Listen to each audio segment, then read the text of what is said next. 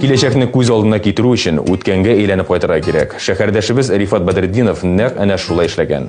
Ул Советлар Союзы чорында кирпич ясау оешмасында хезмәт куя. Оешма ябыла, әмма Рифат ага үзе уйлап тапкан технологиясын кайчандыр булса гамәлгә ашыру хыялы белән янып йөри. Менә безнең заводтан шул калган хәрбәрләре генә калды истәлек булып. Рифат Бәдретдинов 90-нчы елларда кызыл кирпич җитештерелә торган вакытларны сагынып искә ала. Барысы да яхшы гына башланган иде ди ул. Рифат Бәдретдинов оешмага уникаль технология тәкъдим итә. Булгатканда балчык барабанга ябышмый, ә кирпич шома һәм чыдам килеп чыга торган булган.